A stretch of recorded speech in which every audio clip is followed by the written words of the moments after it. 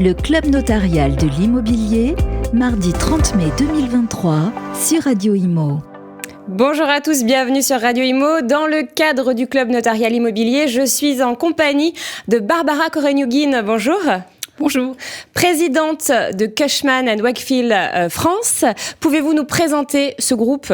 Alors, Cushman & Wakefield, c'est un des leaders mondiaux du conseil en immobilier d'entreprise. En France, nous sommes un peu plus de 500 collaborateurs et nous conseillons nos clients, utilisateurs et investisseurs sur toutes leurs stratégies et leurs problématiques immobilières.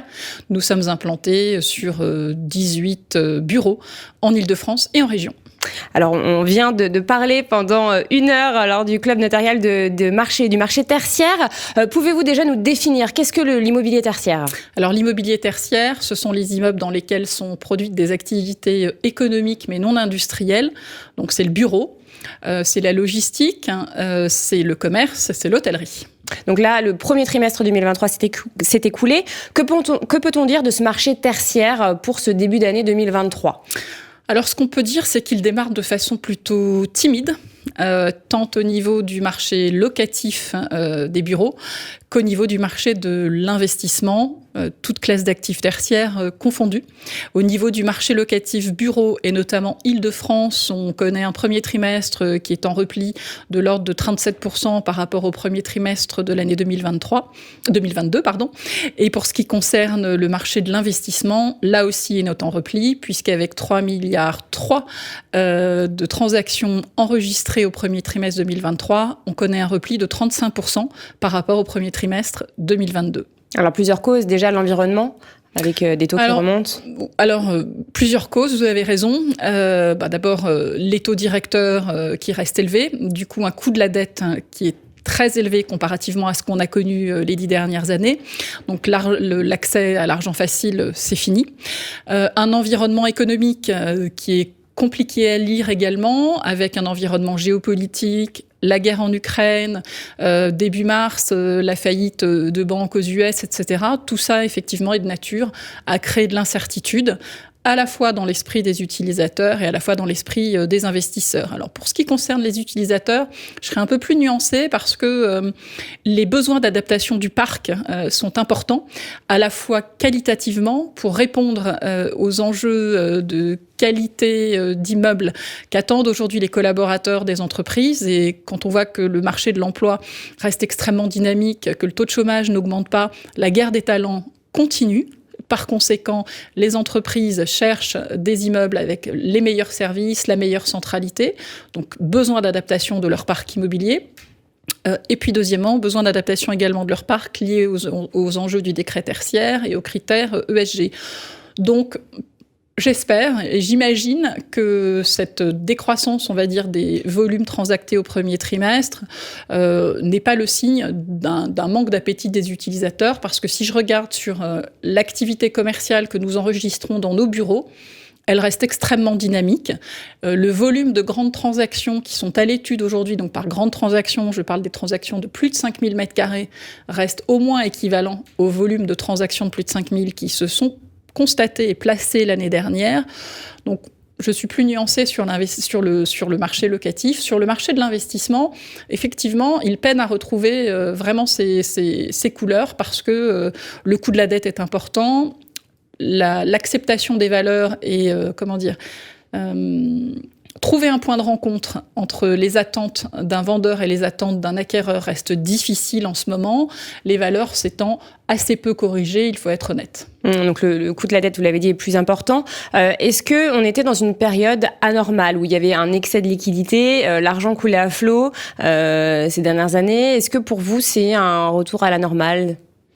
Je ne sais pas si on peut dire qu'on était dans une période anormale parce que l'immobilier fait partie des stratégies d'investissement de tous les grands investisseurs institutionnels.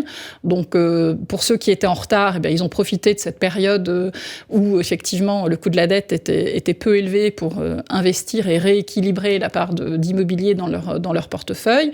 Il est évident qu'aujourd'hui, avec des coûts de financement qui sont élevé, le rendement de l'immobilier est moins attractif qu'il ne l'était précédemment, puisque le spread entre une obligation d'État et le rendement d'une obligation d'État et le rendement de l'immobilier aujourd'hui est extrêmement ténu, quand il y a quelques années, on avait 300 points de base entre les deux.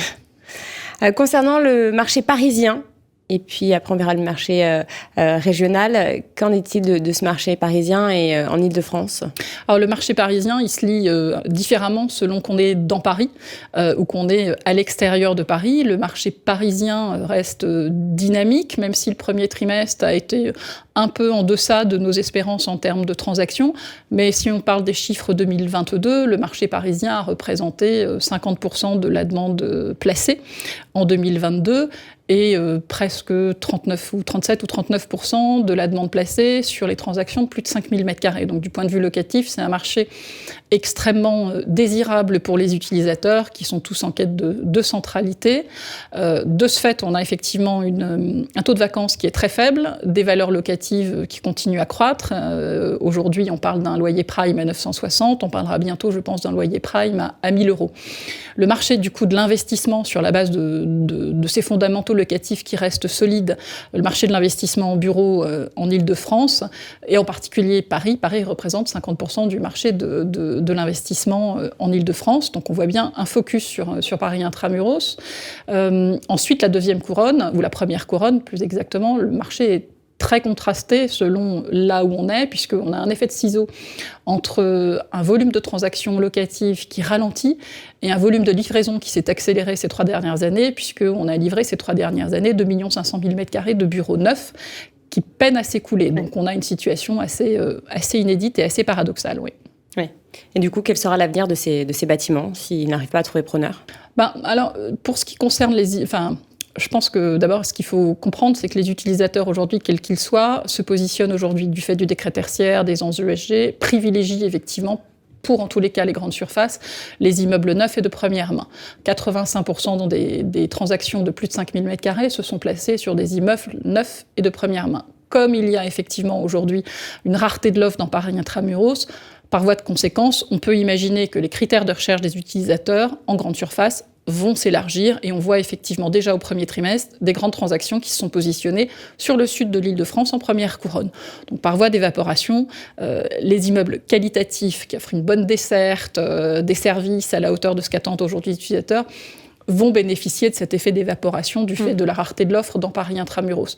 Le cas des immeubles de seconde main est plus délicat parce que bon nombre d'entre eux ne retrouveront pas preneur et il faudra imaginer les transformer en autre chose. Et tout ça, évidemment, reste tenu à la bonne volonté des élus.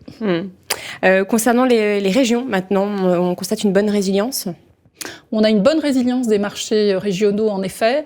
En 2016, les régions représentaient 17% du volume d'investissement. En 2022, 33%. Donc on voit effectivement que l'appétit pour l'investissement en région s'est accéléré, tout simplement parce que les fondamentaux locatifs sont bons. Une faible volatilité des loyers, ce qui laisse imaginer une capacité de progression des valeurs locatives forte, des volumes d'investissement ou une capacité à trouver des volumes d'investissement inférieurs à 50 millions ou entre 50 et 100 millions, plus facile qu'en Ile-de-France. Une dynamique économique dans ces régions avec une économie assez diversifiée, des villes TGV aussi, pas très loin de Paris, qui peuvent bénéficier dans le futur de l'impact du télétravail. On n'a pas vu encore de délocalisation massive d'entreprises, d'équipes en région, mais ça pourrait venir dans le futur. Bref, marché locatif et marché de l'investissement en région qui fonctionnent effectivement plutôt bien avec pas de suroffre. Eh bien, merci infiniment, Barbara Corrègne-Huguin. Merci beaucoup. Le Club notarial de l'immobilier, mardi 30 mai 2023 sur Radio Imo.